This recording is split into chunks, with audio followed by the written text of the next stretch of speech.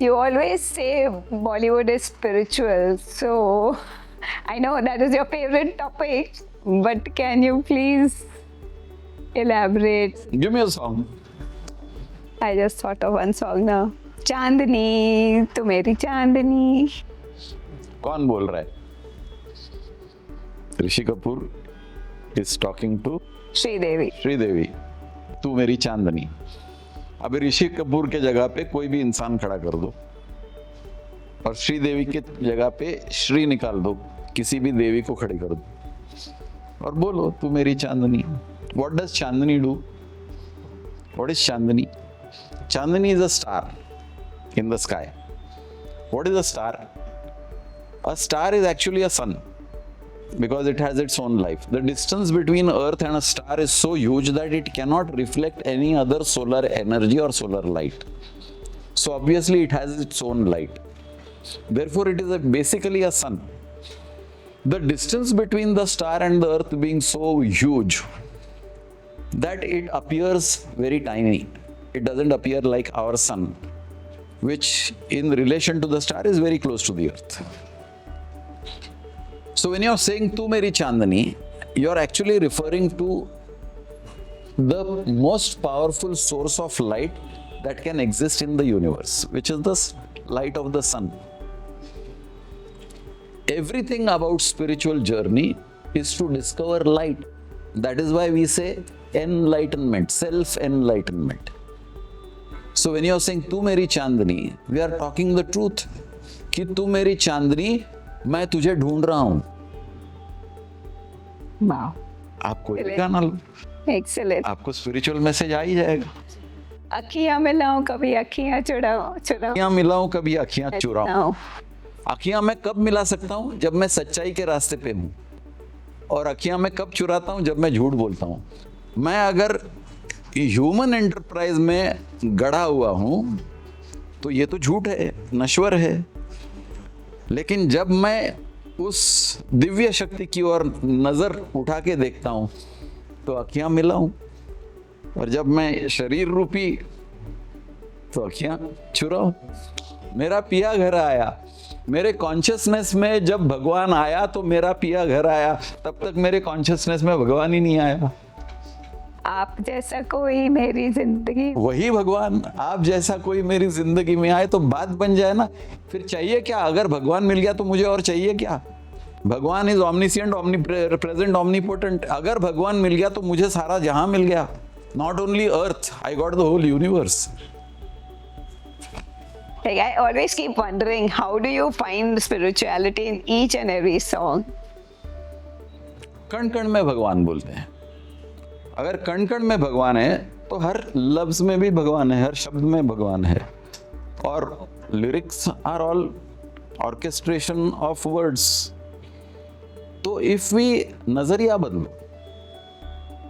अगर नजरिया बदल दिया तो आपको हर चीज में भगवान नजर आएगा. कोई भी गाना ले लो, लिरिसिस्ट ने किस ख्यालों से वो गाना लिखा था वो मैं नहीं जानता. Absolutely. हाँ, Yeah. लेकिन उसमें भगवान कहाँ छुपा है ये तो मैं ढूंढ सकता हूं. अगर मैं इस वाक्य पे अड़ा हूं कि कण कण में भगवान है तो उसको मैं थोड़ा ट्विस्ट करके बोलता हूं हर शब्द में भगवान है. और अगर हर शब्द में भगवान है तो हर लाइन में भगवान है. और अगर हर लाइन में भगवान है तो हर कंपोजिशन में भगवान है. मेरी बिलीफ इसी बात पे है कि हर कंपोजिशन में भगवान है, क्योंकि every composition is a creation of God. तो अगर किसी लिरिसिस्ट ने वो कंपोज किया है तो भगवान के एजेंट ने वो क्रिएट किया है. तो through the agency of the human being, the lyricist, the काव्य रचना has been made. So it is indirectly made by भगवान. तो उसमें भगवान का रूप तो झलकेगा ही. मुझे मेरा नजरिया डेवलप करना है कि उसमें मुझे भगवान का दर्शन हो जाए. तो Bollywood spiritual is a phrase that I coined in light-heartedness, but the meaning behind that phrase is very serious. उसमें सच्चाई है और वो सच्चाई ढूंढने की हम कोशिश करते हैं कि आप कोई भी अनाप शनाप गाना भी ले लो, उसमें भी भगवान कहीं ना कहीं मिल जाएगा। जैसे लोग बोलते हैं ना, पत्थर में कहाँ से भगवान दिखता है? अच्छा ठीक है, पेड़ उगता है, पत्ते खिलते हैं, फूल खिलते हैं, फल उगते हैं, तो उसमें भगवान शायद नजर आता है, क्योंकि क्रिएशन हमारे सामने हो रहा है। पत्थर में कहाँ से भगवान आया? तो पत्थर में भी भगवान है। अगर माइक्रोस्कोप के अंदर डालो तो उसमें एटम्स हैं, एटम्स के यहाँ इलेक्ट्रॉन्स घूम रहे हैं, तो देयर इज एनर्जी, पावर। तो अगर पत्थर में भी अगर भगवान है, एनर्जी है, तो हर वर्ड में भी एनर्जी है। अल्टीमेटली मेरा वो फेवरेट बाइबल का डायलॉग ना, the word was with God, the word is God. If word is God, then कोई भी कंपोजिशन हो उसमें आपको भगवान का रूप दिखना चाहिए। Otherwise, you are just stating a statement from the Bible. You are not believing that statement. If you start believing that statement, then you will find God in every word. So that is my inspiration. So we have never really हाँ, हम लोग क्या है, हम human superficially. लाल छड़ी मैदान खड़ी, क्या खूब लड़ी, क्या खूब लड़ी। Yes. अभी ये हम बोलते हैं किसी माशुका के लिए या किसी लड़की को छेड़छाड़ करने के लिए देखते हैं, वो ह्यूमन नजरिया हो गया। लाल छड़ी मैदान खड़ी, लाल वस्त्र पहन के कोई लड़की खड़ी है, उसको कोई रोमियो टाइप का इंसान छेड़ रहा है। अब इसमें स्पिरिचुअल क्या है? लाल छड़ी मतलब क्या? छड़ी मतलब क्या? Stick. स्टिक। लाल क्या होता है? Color of love, red. Sindoor. Sindoor. ठीक है। Okay. What is sindoor? Replica of. I have no idea. What is it? Sindoor is a replica of sacrifice. Okay.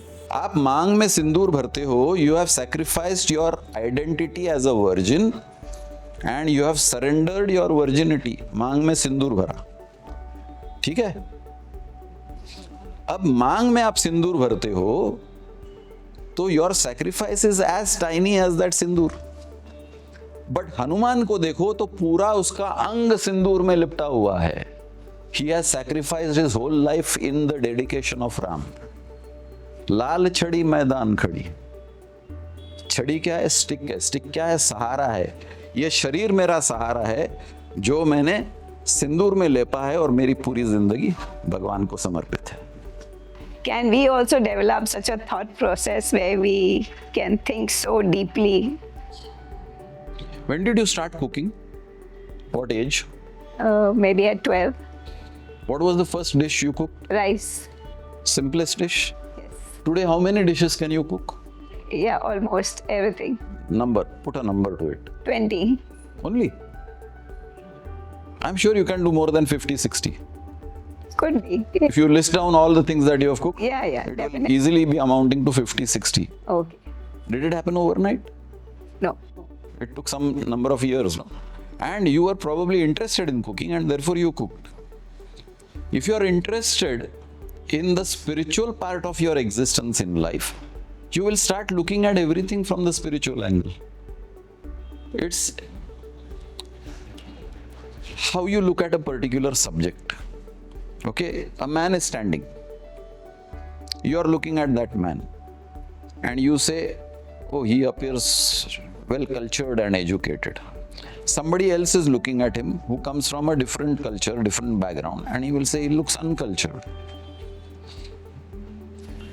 The viewpoint is different. The way you look at a subject is different. You get that? Yes. So, as I keep saying, nazariya badlo, सृष्टि बदल जाती है. You wear glasses with blue lenses, the world appears blue. Wear the same frame with red lenses, the world appears red. Wear the spiritual lens and everything appears spiritual.